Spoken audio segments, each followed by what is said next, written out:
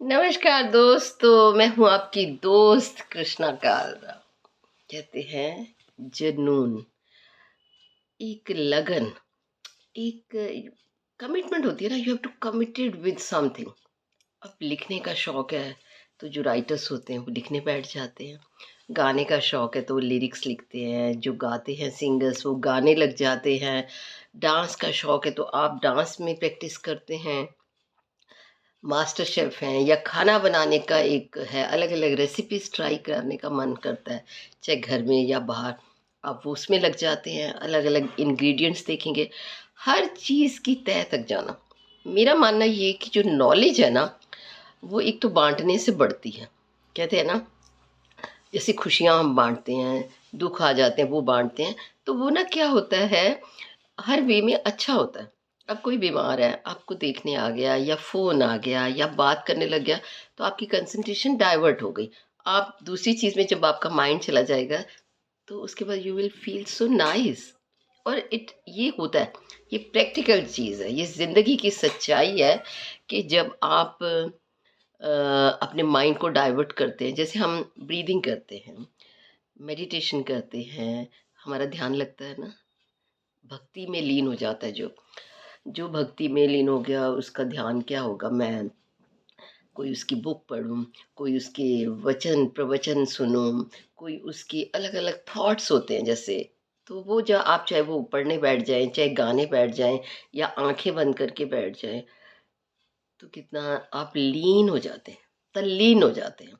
आपको इतना अच्छा लगता है वो जो 10 मिनट का टाइम, आप अपने लिए ज़रूर टाइम निकालना चाहिए। आप कितने भी बिज़ी हों सुबह से रात तक, लेकिन अपने लिए टाइम ज़रूर निकालिए। सुबह या रात को।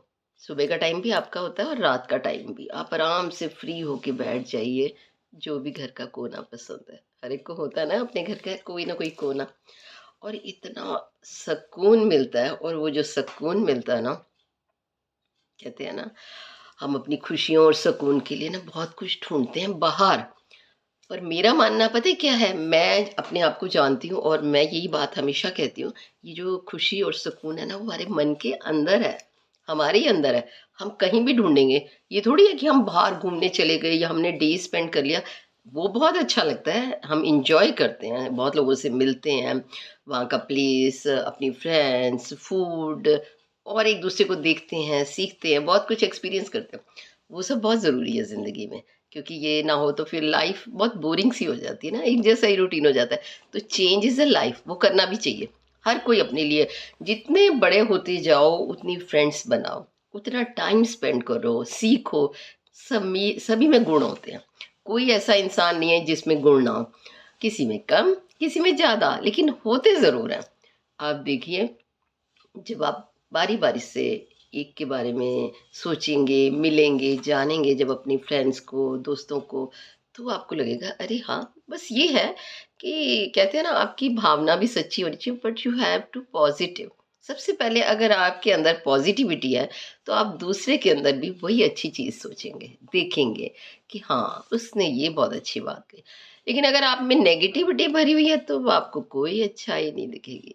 तो जितना पॉजिटिव रहेंगे, जितनी पेशेंस रहेगी, उतना ही ज़िंदगी खूबसूरत हो जाएगी। बहुत अच्छे खूबसूरती का मतलब ये नहीं है कि सिर्फ़ आप बाहर से ही सुंदर लग रहे हैं, अंदर से।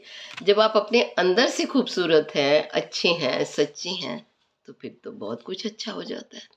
कई-कई चीज़ें ऐसी होती हैं, डिफ़िकल्टीज़ होती हैं, पेन्स होती हैं, उसमें भी आपको पेन ना कम होने लग जाती है, अगर आप सच में पॉजिटिव हैं।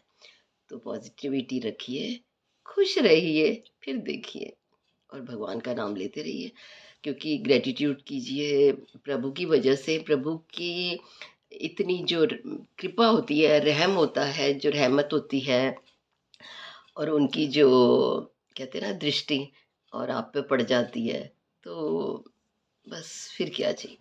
और किसी को आपको कुछ माँगने की भी ज़रूरत नहीं, कहने की भी ज़रूरत नहीं है। वो बैठा ना, प्रभु दाता गॉड इज़ ग्रेट।